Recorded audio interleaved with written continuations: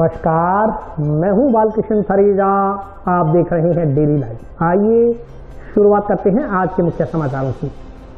जिला मुख्यालय तथा आसपास के क्षेत्रों में सुहागिन महिलाओं ने हर्षोल्लास के साथ मनाया करवा चौथ का पर्व। पुलिस एवं आबकारी विभाग ने विभिन्न स्थानों पर छापेमारी कर हथकढ़ शराब बनाने के लिए तैयार 16,000 लीटर लाहन को करवाया नष्ट। रावतसर थाना में दर्ज मुकदमा नंबर 438 में उचित कार्रवाई किए जाने की मांग को लेकर अखिल भारतीय बावरी महासभा ने पुलिस अधीक्षक को सौंपा ज्ञापन। जंक्शन में शंकर धर्मकांटा के नजदीक पड़ा बजरी का ढेर वाहन चालकों के लिए बना दुर्घटनाओं का सबब। और अब समाचार विस्तार से। जिला मुख्यालय तथा आसपास के क्षेत्रों में सुहागिन महिलाओं द्वारा करवा चौथ का पर्व हर्षोल्लास के साथ मनाया गया। जिला मुख्यालय तथा आसपास के क्षेत्रों में सुहागिनों द्वारा आज करवा चौथ हर्षोल्लास के साथ मनाया गया। कार्तिक मास की चतुर्थी तिथि होने के कारण करवा और चौथ को मिलाकर इसका नाम करवा चौथ पड़ा। इस तरह से माँ करवा पहली स्त्री हैं जिन्होंने अपने सुहाग की रक्षा के लिए करवा चौथ व्रत की शुरुआत की थी। इसके बाद इस व्रत को भगवान श्री कृष्ण के कहने पर द्रौपदी द्वारा भी किया गया था। उल्लेखनीय है कि करवा चौथ व्रत का सुहागिनों को पूरे साल बेसब्री से इंतजार रहता है। यह अश्विन माह के कृष्ण पक्ष की चतुर्थी तिथि को मनाया जाता है। करवा चौथ विवाहित महिलाएं अपने पति की दीर्घायु के लिए करवा चौथ का व्रत रखती हैं। इस दिन सुहागिनें भगवान शिव, माता पार्वती और कार्तिकेय के साथ साथ भगवान गणेश की भी पूजा करती हैं। व्रत को चंद्रमा के दर्शन और उन्हें अर्घ्य देने के बाद तोड़ा जाता है। आज टाउन तथा जंक्शन में सुहागिनों द्वारा करवा चौथ का व्रत रखा गया। इस दौरान महिलाओं ने एक दूसरे को कहानी सुनाई। कहानी सुनने के बाद चांद के दर्शन करने के बाद महिलाओं द्वारा व्रत खोला गया। आज मेरा पहला करवा चौथ है। यहाँ सभी मेरे ताई जी और सब यहाँ हम करवा चौथ मनाने के लिए इधर हमारे घर पे सब आए हैं। आज मेरा फर्स्ट करवा चौथ मेरे लिए लाइफ टाइम एक्सपीरियंस है ये कि बहुत अच्छे से सेलिब्रेट हुआ है। बहुत मजा आया मुझे ये सेलिब्रेट करने से। और ये सिर्फ इसलिए कि मेरे हस्बैंड की लंबी उम्र रहे और हम दोनों का साथ हमेशा 7 जन्मों तक बना रहे। विशेष औरतें सभी सजती हैं। एक ही दिन उनको ऐसे लगता है कि आज ही सारा सज ले हम इतना सुंदर बनके। और मेन तो यही होता है कि सभी अपने अपने पति की लंबी उम्र के लिए मतलब यही कि अपने पति की लंबी उम्र रहे उनकी और उनका 7 जन्मों तक बना रहे। आज करवा चौथ का व्रत है, इसलिए हमारी सारी मोहल्ले की औरतें इकट्ठी होके हमने करवा चौथ का कहानी सुनी और सभी ने मिलजुल के सारा काम किया। आज मेरे बेटे की पहली करवा चौथ है, इसलिए हमने बहुत अच्छे से मनाया। करवा चौथ तो ये सुहागिनों अपने पति की लंबी उम्र के लिए करवा चौथ का व्रत रखती हैं, इसलिए सभी औरतों ने हमारे बड़ी खुशी उल्लास से करवा चौथ का व्रत किया और अपने घर पे सभी ने कहानी सुनी, सूर्य को रख दिया, रात को चांद देख के फिर खाना खाएंगे। हम बस सुबह उठ के सुबह सरगी लेते हैं, उसके बाद तैयार होके नहा धो के सारे सज धज के कहानी सुनेंगे। कहानी सुनने के बाद रात को जब चांद उगेगा चांद को अर्घ दे के उसके बाद खाना खाएंगे। पुलिस आबकारी विभाग व आरएसी के बल ने बुधवार को विभिन्न स्थानों पर छापेमारी कर हथकढ़ शराब बनाने के लिए तैयार करीब 16,000 लीटर लाहन को नष्ट करवाया।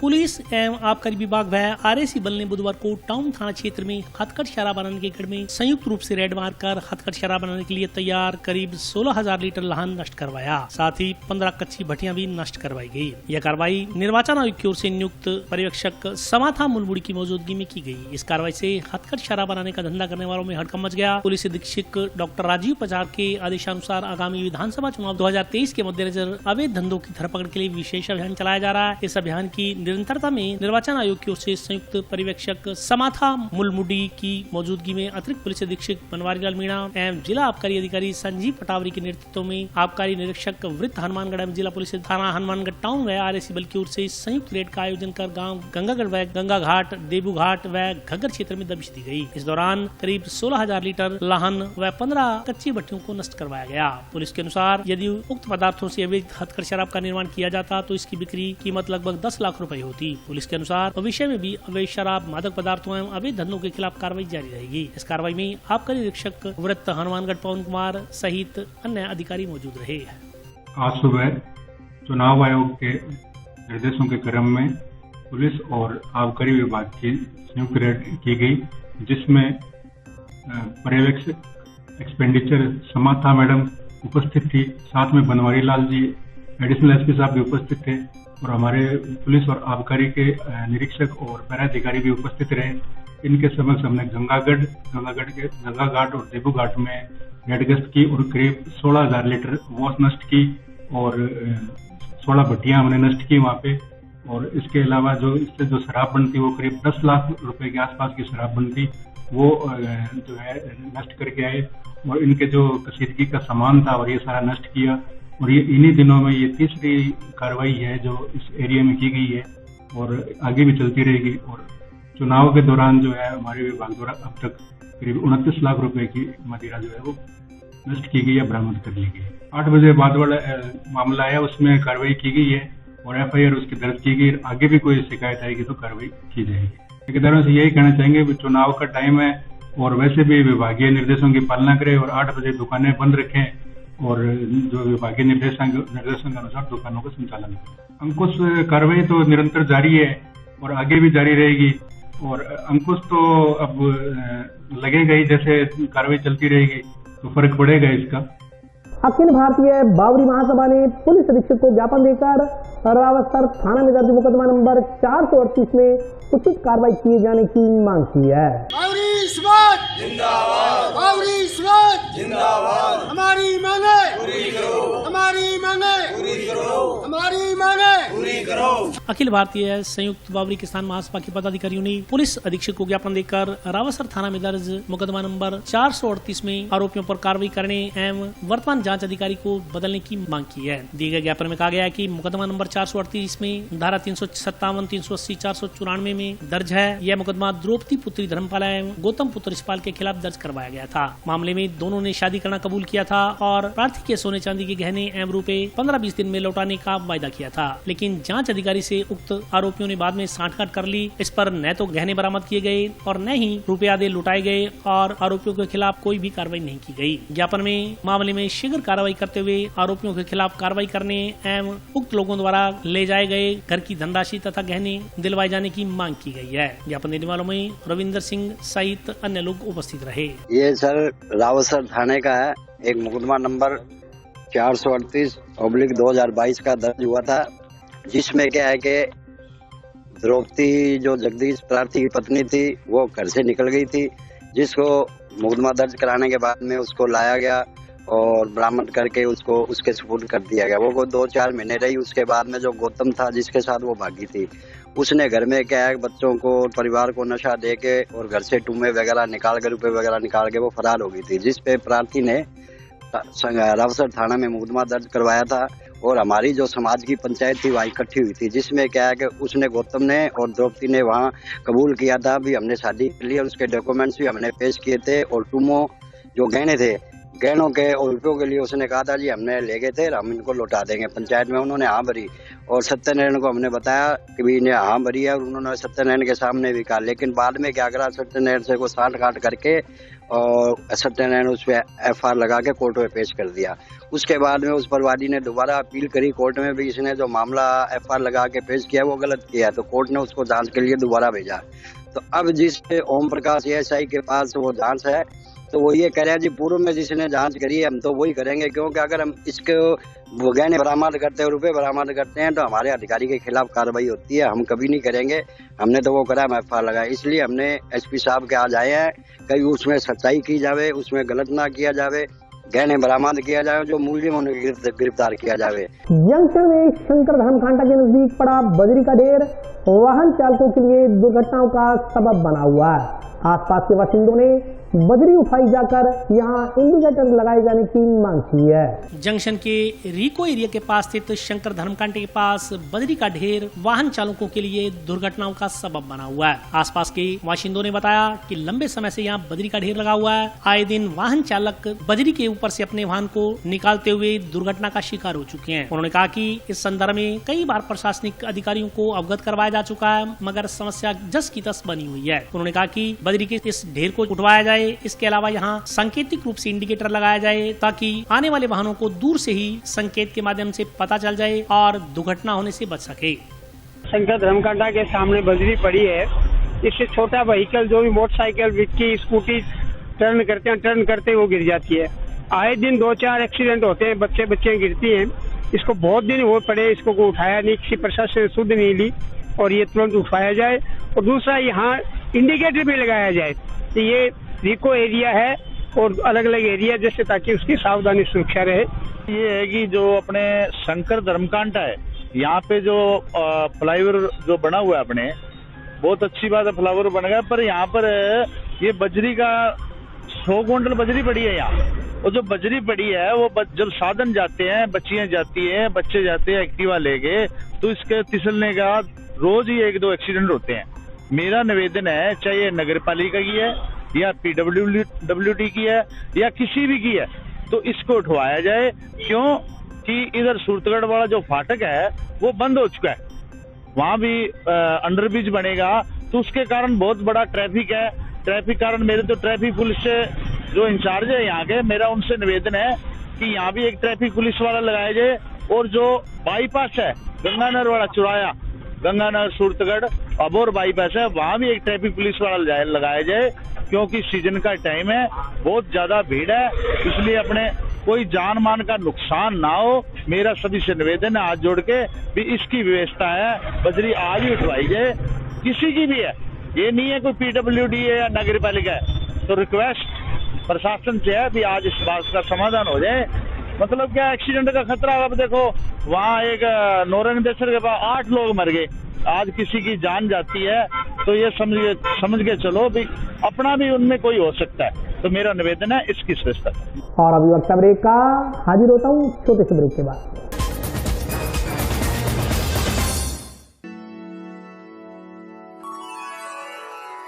यूं तो कई बार मुझे हंसते देखा है, पर ये हंसी कुछ और है।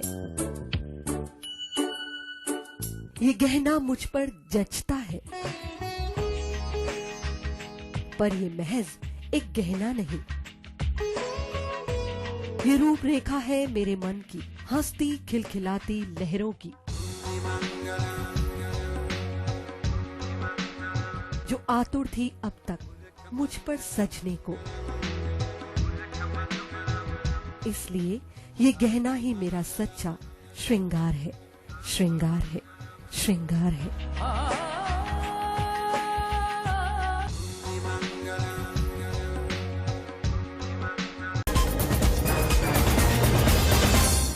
ब्रेक के बाद स्वागत है।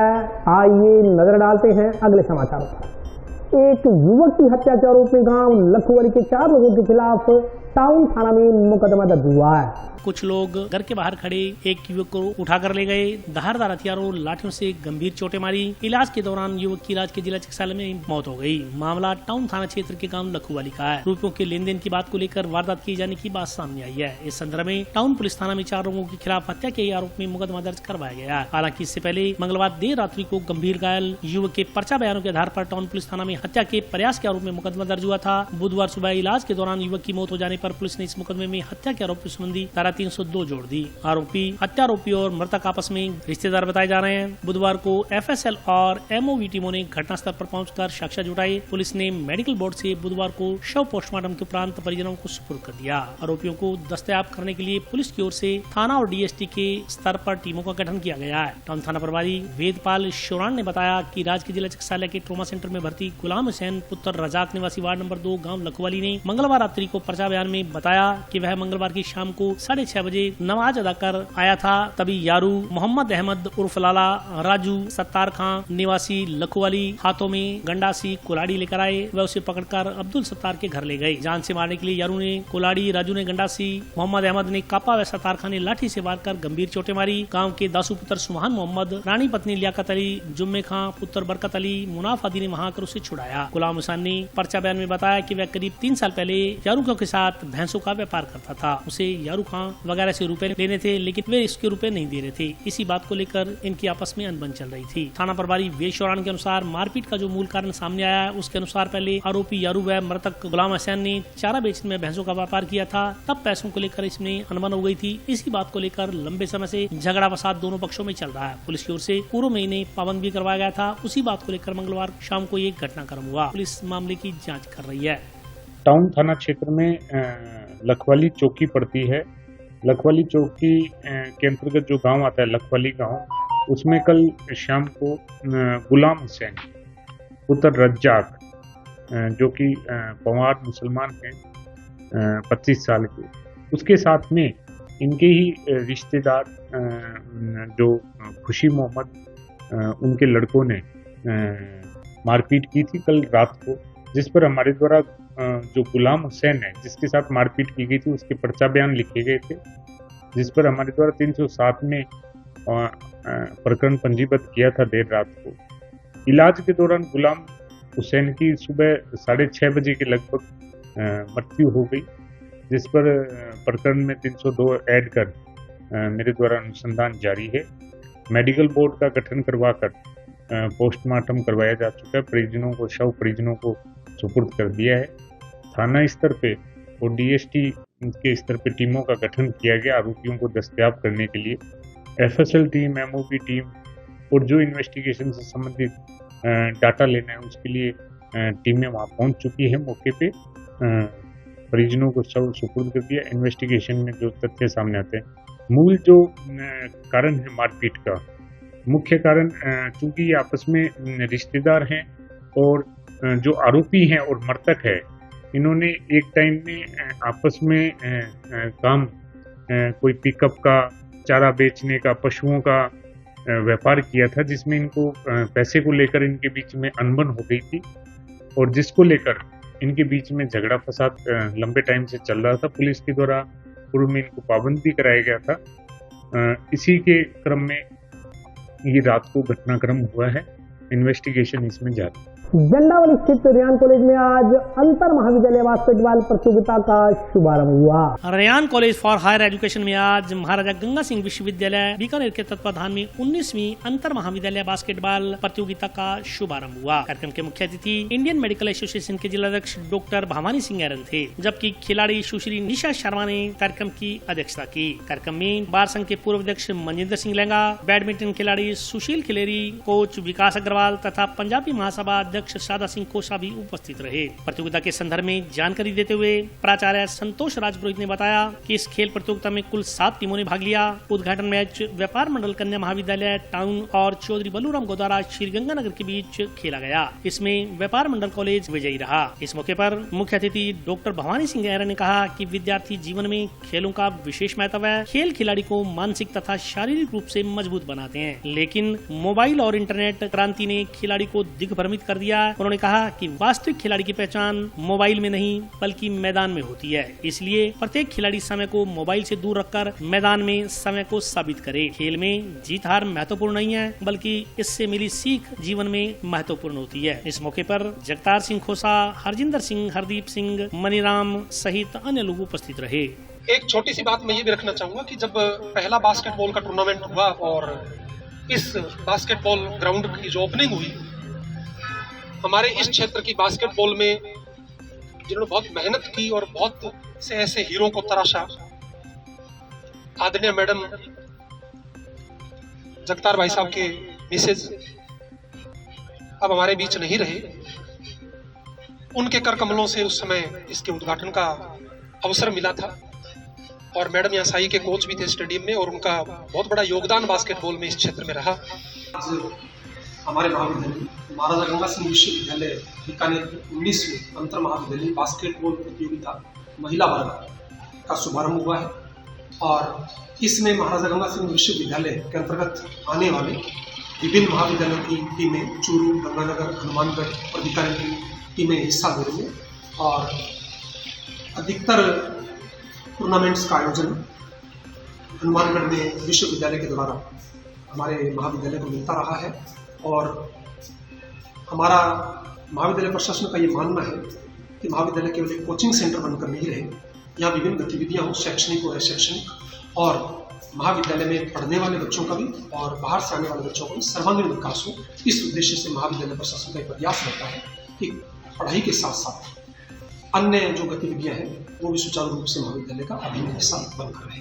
दूसरा एक प्रयास ये भी रहता है कि जब विद्यार्थी अन्य गतिविधियों से जुड़े रहते हैं और खेल कूद में हिस्सा लेते हैं, खेलों से जुड़े रहते हैं, तो उनमें नेतृत्व की भावना का विकास होता है, समूह के साथ एडजस्ट करना सीखते हैं और हमारे क्षेत्र में जो नशे की प्रवृत्ति बढ़ रही है बच्चे इससे बचते हैं। और दूसरा, जो डिप्रेशन की समस्या आजकल युवाओं में आ रही है, बच्चों में आ रही है, उससे बचाव होता है और विपरीत परिस्थितियों के अंदर वो सामना करना सीखते हैं, नेतृत्व की भावना आती है उनके अंदर, और नशे जैसी बुराई से मैं मानता हूँ कि स्पोर्ट्स से जुड़ने के बाद बच्चे दूर रहते हैं। हाउसिंग बोर्ड कॉलोनी के बाशिंदों ने अपने मोहल्ले में रहने वाले एक परिवार के सदस्यों पर सीसीटीवी कैमरों का गलत इस्तेमाल करने का आरोप लगाते हुए बुधवार को इसकी लिखित शिकायत पुलिस अधीक्षक से की है। हाउसिंग बोर्ड के बाशिंदों ने अपने मोहल्ले में रहने वाले एक परिवार के सदस्यों पर सीसीटीवी कैमरों का गलत इस्तेमाल करने का आरोप लगाते हुए बुधवार को इसकी लिखित शिकायत पुलिस अधीक्षक की ही। मोहल्लावासियों ने उचित कार्रवाई करने एवं गलत तरीके से लगाए गए सीसीटीवी कैमरे हटवाने की मांग की। वार्ड 6 गली नंबर 3 हाउसिंग बोर्ड के बाशिंदों ने बताया कि वे अपने मोहल्ले में रहने वाले जोधाराम अर्जुन नाम पुत्र जोधाराम, कन्हैया पुत्र जोधाराम एवं जोधाराम की पत्नी से परेशान है। यह सभी मोहल्ले वासियों के साथ आए दिन झगड़ा करते रहते हैं, किसी न किसी बात का बहाना बनाकर गाली गलौज करते हैं। उन्होंने मोहल्ले वालों के घर की तरफ सीसीटीवी कैमरे लगा रखे हैं, इससे मोहल्ले वासियों की निजता भंग हो रही है। उनसे कई बार समझाइश कर कैमरे हटवाने को कहा गया, परंतु उल्टा ये लोग झगड़े पर उतारू हो जाते हैं। अर्जुन राम, जो कि रेलवे पुलिस का कर्मचारी है, वह पुलिस में होने का हवाला देकर धमकियां देता है। बच्चे गली में खेलते हैं तो बच्चों को भी डराते धमकाते हैं। इनके खिलाफ पूर्व में भी जंक्शन पुलिस थाना में रिपोर्ट दर्ज करवाई गई थी, तब इन्होंने अपनी गलती मानते हुए राजीनामा कर लिया था। वह कैमरे हटाने की बात तय हुई थी। इस पर उन्होंने एक बार कैमरे हटा दिए, परंतु अब दोबारा कैमरे लगा दिए गए हैं। ये लोग सीसीटीवी कैमरों का गलत इस्तेमाल करते हैं। उन्होंने गली में बनी सरकारी नाली पर भी अवैध कब्जा कर रखा है। आरोप है कि गली में जब मोहल्लेवासी किसी वाहन पर कोई सामान मंगवाते हैं तो ये रोक लेते हैं, वाहन चालकों को धमकी देते हैं। मोहल्लेवासियों ने इनकी हरकतों से परेशान व भयभीत हैं। ज्ञापन में उक्त लोगों के खिलाफ उचित कार्रवाई करने की मांग की गई है तथा सीसीटीवी कैमरे हटवाए जाने की भी मांग की गई है। ज्ञापन देने वालों में अविनाश बंसल, प्रवीण कुमार, विनोद कुमार, विजय कुमार, रमेश कुमार, तरसेम शर्मा, विक्की, शुभम, विक्रम खत्री सहित अन्य वार्डवासी मौजूद रहे। हम लोग 3 बटा से आए हैं। गली है हमारी 3 नंबर हाउसिंग बोर्ड में। वहाँ पर एक परिवार आके 4-5 साल से है, जब से वो आया है, जब से उन्होंने यहाँ निर्माण कार्य शुरू किया है, सबको परेशान करे, हर एक आदमी से लड़ाई झगड़ा करते हैं। पता नहीं किस प्रवृत्ति के लोग हैं।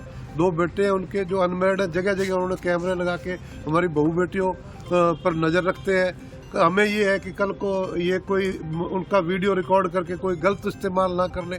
एक तो ये सब, दूसरा ये बच्चे जब खेलते हैं गली में तो उनसे मारपीट करते हैं और बहुत ही अजीब ही तरीके के लोग हैं। तो एसपी साहब को अवगत कराने आए कि कल को कोई अप्रिय घटना ना हो जाए यहाँ पर, इसलिए हम लोग यहाँ एप्लीकेशन देने आएंगे। चाहते हैं कि इन पर कार्रवाई हो, इनको या तो पाबंद किया जाए या इनसे जो भी उचित कानूनी कार्रवाई हो उन पे की जाए, क्योंकि हमें कुछ और ही तरह के साइको लोग लग रहे हैं कि किसी को गली में खड़े नहीं रहने देना। कोई ट्रैक्टर ट्राली आ गई, अगर कोई रैंप पर किसी का पैर भी पड़ गया तो उनके मतलब गड़ पड़ जाते हैं ये, और बुरी तरीके से उनको मारने दौड़ते हैं।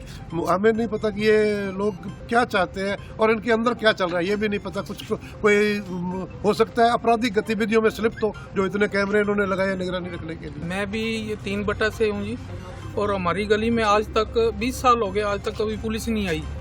अब 7-8 बार आ गई जब से ये परिवार आया है। ऐसी प्रवृत्ति के लोग पहली बार देखे हमने। हर जगह कोई छोटी सी बात पर लड़ाई। बच्चों, रात तो बच्चों को धमका दिया, कहते जी आप यहाँ खेलोगे ना तो हम आपका सिर तोड़ देंगे, छोटे छोटे बच्चों। अब आप बताएं जी, हमें भी डर लगता है। कई बार राजीनामा लिखित में हो गया, और लिखित में राजीनामा भी हुआ है, फिर भी माफी मांग लेते हैं। गांव पनीवाली के एक बाशिंदे ने प्रशासनिक अधिकारियों को ज्ञापन देकर प्रधानमंत्री आवास योजना का गलत लाभ लेने वाले लाभार्थियों के खिलाफ कार्रवाई करने की मांग की है। प्रधानमंत्री आवास योजना में गैर पात्र लोगों को लाभान्वित करने वाले अधिकारियों के खिलाफ कार्रवाई करने तथा आवंटित ये आवास को निरस्त करने की मांग को लेकर गांव के कुछ युवाओं ने प्रशासनिक अधिकारियों को ज्ञापन सौंपा। ज्ञापन के अनुसार गांव पन्नीवाली में प्रधानमंत्री आवास योजना के दायरे में नहीं आने वाले कुछ अपात्र लोगों को भी आवास आवंटित कर दिए गए हैं, जिससे न केवल सरकार को राजस्व का नुकसान हुआ है, बल्कि इससे पात्र लोगों को भी वंचित रहना पड़ा है। मामले की जाँच कर कार्रवाई की मांग की गई है। जी, आज हम जिला कलेक्टर महोदय हनुमानगढ़ को ज्ञापन पत्र देने के लिए आए हैं। हमारी ग्राम पंचायत पन्नीवाली में 2 प्रधानमंत्री आवास योजना के तहत जो अपात्र परिवार है, उनको जो है राम प्रताप पुत्र गुलाब राम निवासी पन्नीवाली के द्वारा दिनांक 16 फरवरी 2023 को जन सुनवाई के अंदर प्रार्थना पत्र के माध्यम से अवगत करवाया गया कि जो 2 प्रधानमंत्री आवास योजना में जो लाभार्थी हैं वो अपात्र की श्रेणी में है, जिसमें उन्होंने बैंक की केसीसी, वाहन से संबंधित जो डॉक्यूमेंट्स है, उन्होंने पूरी जो कलेक्टर महोदय को लिखित में अवगत करवाया, जिसके आधार पर विकास अधिकारी महोदय पंचायत समिति टिब्बी श्री भंवरलाल जी स्वामी के द्वारा इसमें जांच बिठाई गई, जिसमें दोनों परिवारों को अपात्र घोषित कर दिया गया और ग्राम पंचायत पन्नीवाली के नाम से जो है दोनों परिवारों से प्रधानमंत्री आवास योजना के तहत पहली किस्त की जो राशि है वो राजकोष में जमा करवाने के लिए सुनिश्चित करवाने के आदेश दिए गए। ग्राम पंचायत द्वारा दोनों अपात्र लाभार्थियों को इस संबंध में जो है नोटिस जारी कर दिए गए थे, परंतु उनके द्वारा ना तो उसका कोई जवाब दिया गया और ना ही जो है प्रथम किस्त की जो राशि है वो राजकोष में जमा करवाई गई। इस संबंध में दोबारा से ग्राम पंचायत पन्नीवाली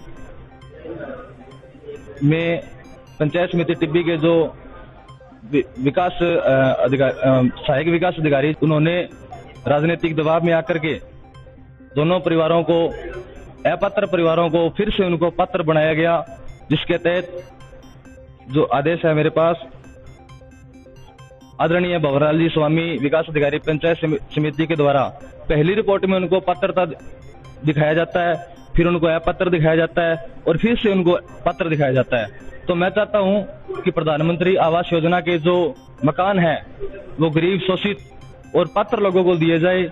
जो लोग अपात्र हैं उनको इस श्रेणी में ना रखा जाए, क्योंकि प्रधानमंत्री आवास योजना के तहत हमारी ग्राम पंचायत के अंदर कुल 42 मकान आए हुए थे। इन 2 लोगों के कारण 25 मकान बन चुके हैं और बाकी ये जो मकान बचते हैं वो अभी दोनों की वजह से रुके हुए हैं, जिनसे क्या आम लोगों को जिनके नाम है उन पात्र परिवारों को बड़ी समस्याओं का सामना करना पड़ रहा है। मैं पत्रकारिता के माध्यम से जिला प्रशासन हनुमानगढ़ से निवेदन करता हूं कि इस मामले की गहनता से जांच की जाए। अगर वो पात्र पाए जाते हैं तो उनको बेशक जो है दूसरी किस्त के लिए जियोटेक करवाई जाए, उनको जो है मकान दिया जाए, अन्यथा इनको अपात्र घोषित कर इनका नाम जो है आवास प्रधानमंत्री आवास योजना के पैनल से हटाया जाए। और आज के लिए बस इतना ही। कल फिर हाजिर होता हूँ नए समाचारों के साथ, तब तक के लिए नमस्कार।